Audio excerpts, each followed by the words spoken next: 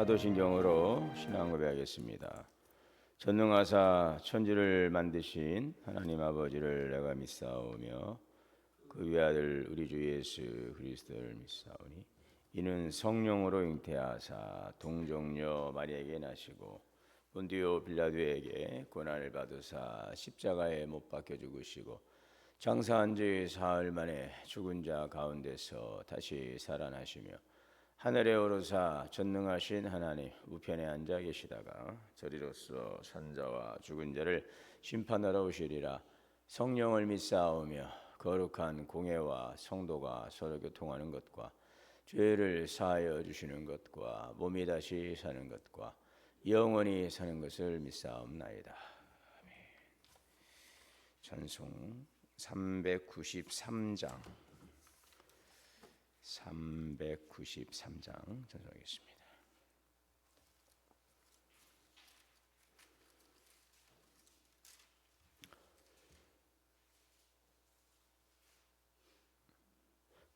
오 신실하신 주 내 아버지여 늘 함께 계시니 두려움 없네.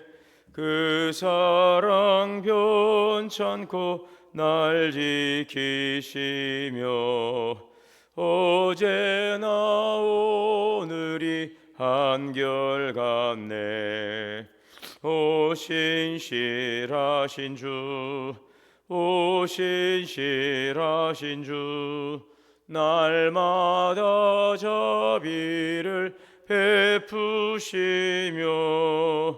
일용할 모든 것 내려주시니 오 신실하신 주 나의 구주. 봄철과 또 여름 가을과 겨울 해와 달 별들도 다 주의 것 만물이 주 영광 나타내도다. 신실한 주 사랑 나타내네. 오 신실하신 주, 오 신실하신 주, 날마다 자비를 베푸시며 일용할 모든 것 내려주시니 오 신실하신 주 나의 구주. 내 죄를 사하여 안위하시고 주 친히 오셔서 인도하네. 오늘의 힘되고 내일의 소망 주만이 만복을 내리시네.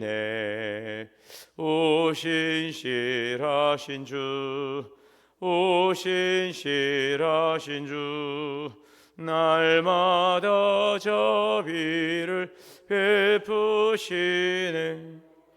일용할 모든 것 내려주시니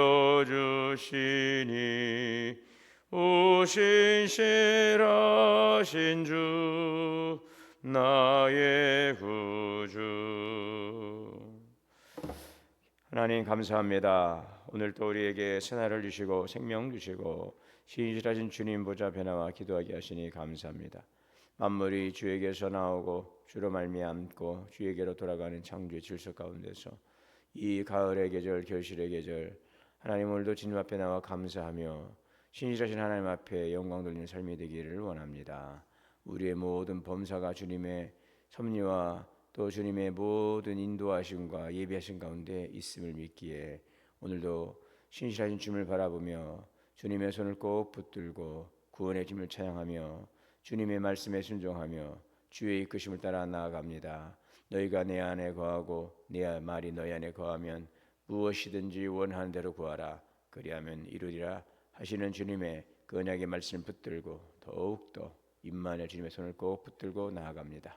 우리는 모든 어둠과 두려움과 낙심과 절망에서 건져주시고 푸른 소장 쉴만한 물가로 인도하시는 선하신 하나님의 이끄심 따라 살아가므로 주님 안에서 주시는 구원의 풍성함을 누려가게 하여 주옵소서. 추수감사절을 통하여 하나님께 예배하며 성도의 아름다운 교제를 나누게 하시니 감사합니다. 형제가 연합하여 동감이 어찌 그리 아름다운고 주님의 주시는 은혜와 사랑을 통하여서 믿음의 공동체가 서로 아름답게 연합을 이루며 사랑으로 섬기며 영적인 내적인 부흥을 이뤄가는 복된 주의 교회가 되게 하여 주옵소서. 이제 새 하나님 내년을 준비하며 또 올 한 해를 결산하는 이 시기에 지나온 시간들을 돌아보며 믿음의 진보와 신앙의 성장과 영적인 발전을 위해서 우리가 다시 한번 우리 자신을 겸허히 살피고 또 새로운 선한 계획들을 세우며 또 내년을 준비할 수 있는 오늘의 시간도 되게 하여 주옵소서. 마음은 원이로되 육신이 연약하여 여러 가지 질고로 인하여 고통하는 성도들의 마음과 곤고한 육체를 치료하여 주시고 삶의 회복과 치유의 은혜를 더하여 주시옵소서. 오늘도 생명의 말씀을 주시니 감사합니다. 이 귀한 말씀을 듣고 깨닫고 믿음으로 순종하며 열매 맺는 복된 말씀 되게 하여 주시옵소서. 우리 주 예수 그리스도 이름으로 기도하옵나이다. 오늘 말씀은 학개서 1장 1절에서 15절까지 봉독하겠습니다.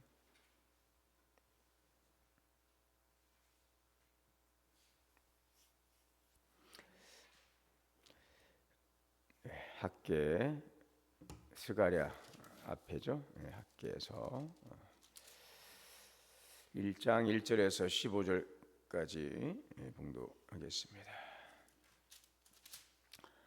다리오 왕 제2년 여섯째 달 곧 그 달 초하루에 여호와의 말씀이 선지자 학개로 말미암아 스알델의 아들 유다 총독 스룹바벨과 여호사닥의 아들 대제사장 여호수아에게 임하니라. 이르시되 만군의 여호와가 이같이 말하여 이르되 이 백성이 말하기를 여호와의 전을 건축할 시기가 이르지 아니하였다 하느니라. 여호와의 말씀이 선지자 학개에게 임하여 이르시되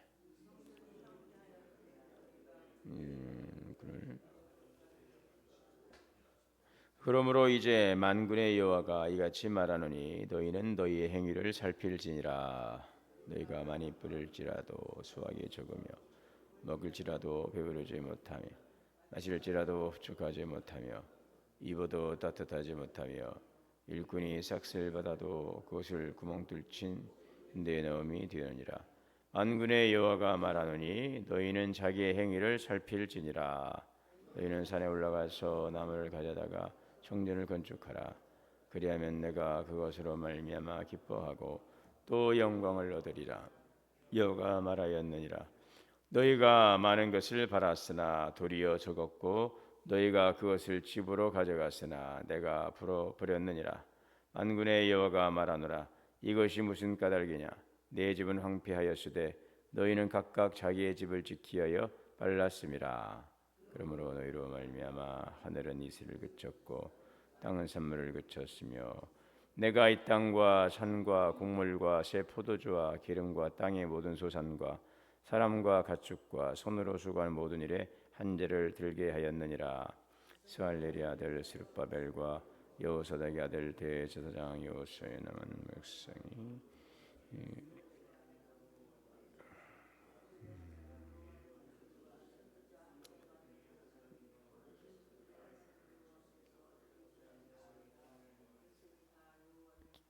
그때에 여호와의 사자 학개가 여호와의 위임을 받아 백성에게 말하 이르되 여호와가 말하노니 내가 너희와 함께 하노라 하니라. 여호와께서 스알렐의 아들 총독 스룹바벨과 마음과 여호사닥의 마음을 감동시키며 그들이 와서 만군의 여호와 그들의 하나님 곧 전 성설하였으니 그때는 다리오 왕 제2년 여섯째 달에 24일이었더라. 아멘. 하나님의 은혜와 평강이 우리 모두에게 충만하시기를 주 이름으로 축원합니다. 네, 오늘은 이제 학개서인데요. 학개는 다리오 왕 1세 때 이제 활동했던 선지자인데 지금 그 이제 포로 귀환 이후에 성전 건축이 바로 성전 재건이 작업이 시작되지만 성전 이제 건축이 이제 바로 중단되고 이제 16년 동안 이제 중단되죠.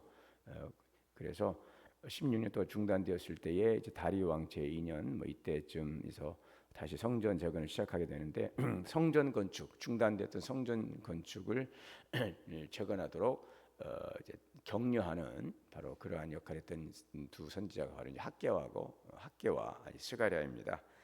그래서 다리오 왕 1세 때 활동했던 주전 약 520년경 활동했던 선지자인데 그 이제 학개는 이제 뭐 이름은 이제 축제, 기쁨 뭐 이런 뜻인데요. 낙심한 공동체를 이제 일깨우는 그런 선지자의 사명을 부여받았습니다. 그의 사명은 기쁨을 잃은 백성들 또 성전 재건 작업을 지금 중단해 버리고 포기하고 있는 백성들에게 다시 성전 재건을 해야라. 하나님 중심으로 돌아오라. 하나님 중심으로 돌아오라. 라고 하는 그러한 메시지 강력히 촉구하고 있습니다. 학개는 약 한 4개월 정도 집중적으로 하나님의 말씀을 전한 것으로 보고 이 시기에 활동했던 또 다른 선지자가 이제 스가랴죠. 학개 같은 경우는 성전 건축을 해야 된다라고 하는 강력한 촉구와 독려를 하고 있고 스가랴는 또 우리가 지켜야 될 성전 가운데 어떻게 우리가 그 성전 공동체를 이루어갈 것인가 하는 좀 더 내용적인 내용을 더 담아내고 있습니다. 어쨌든 이 학개 선지자는 우선순위를 바로 세워서 하나님의 중심으로 돌아와야 된다는 것, 바로 이것이 성전 재건을 속히 시작을 해야 된다라는 그 메시지로 주어지고 있습니다. 오늘 2절에 보면 만군의 여호와가 이같이 말하여 이르노라 이 백성이 말하기를 여호와의 전을 건축할 시기가 이르지 아니하였다. 그러니까 지금 바벨론 포로에서 귀환한 후에 성전 기초를 놓았지만 외부의 그 방해와 또 내부의 피로감으로 인해서 공사가 중단된 상태에서 백성들은 이런 시간이 흘러가면서 그들의 사이에 이런 말이 퍼졌던 거죠. 야, 아직은 때가 아니야. 아직은 지금 때가 아니야. 조금 안정되면 좀 우리 형편도 좀 나아지면 이제 좀 여유가 생기면 이제 그때 다시 성전 재건을 해도 늦지 않아. 이런 이야기들이 백성들 사이에 퍼진 것입니다.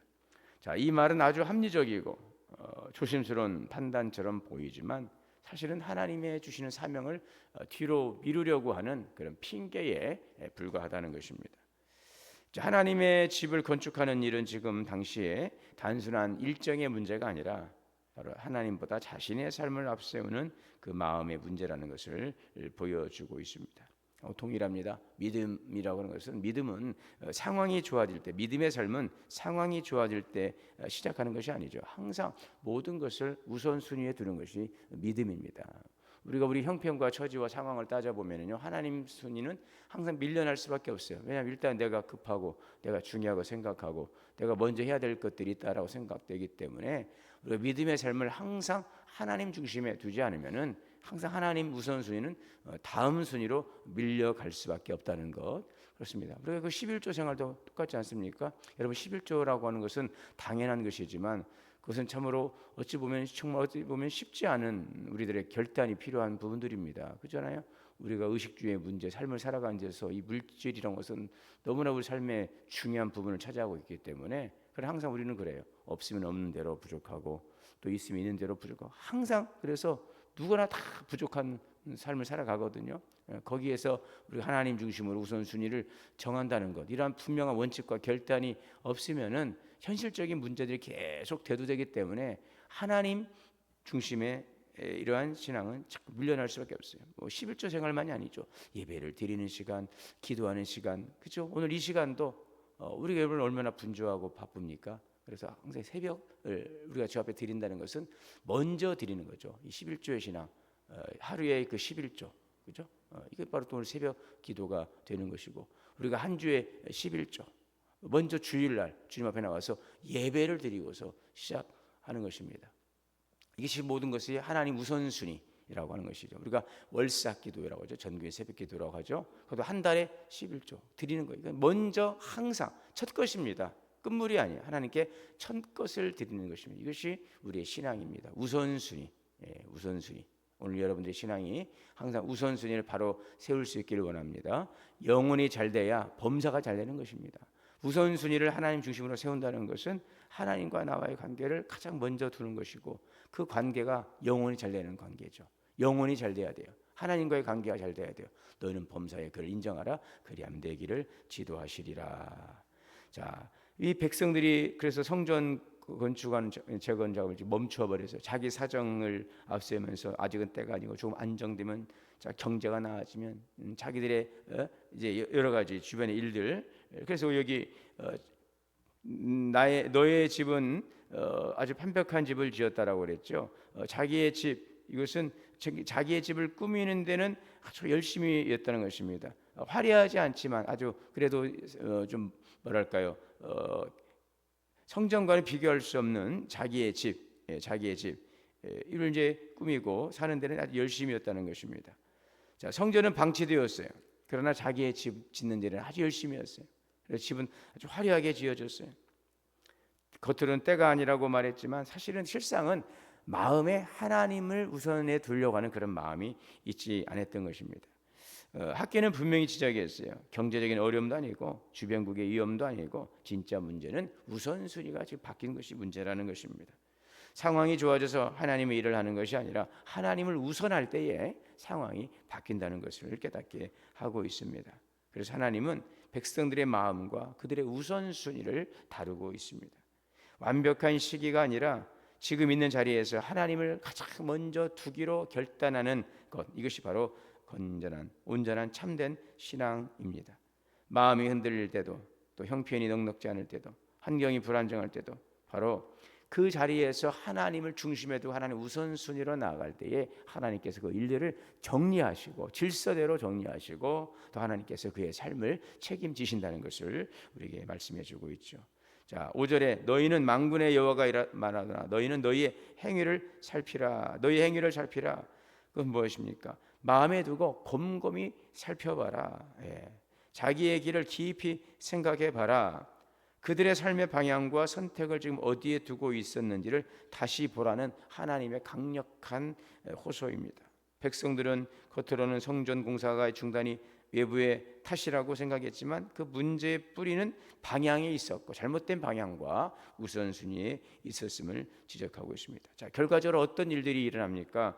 6절에서 11절에 보게 되면 너희가 많이 뿌릴지라도 수확이 적고 먹을지라도 배부르지 못하고 마실지라도 흡족지 못하고 입어도 따뜻하지 못하고 일수꾼이 싹쓸 받아도 그것을 구멍 뚫어진 천대에 넣음이라. 네.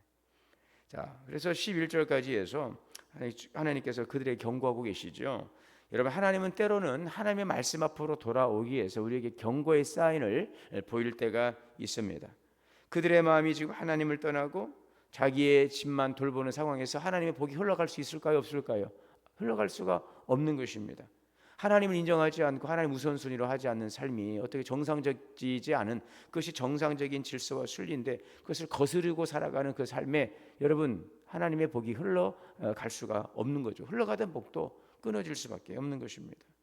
하나님을 뒷전으로 내밀어내고 자기가 앞서서 가고 있는 그러한 삶 속에 어떻게 하나님의 축복이 흘러갈 수가 있겠습니까? 순리와 질서와 원리를 따라 살아가야 하나님의 복이 임하는 줄 믿습니다. 수고해도 열매가 없고 먹어도 배부르지 않고 벌어도 채워지지 않게 하심으로 그것은 무엇입니까? 하나님께 다시 돌아오도록 주님께서 자꾸 경고하시는 거죠.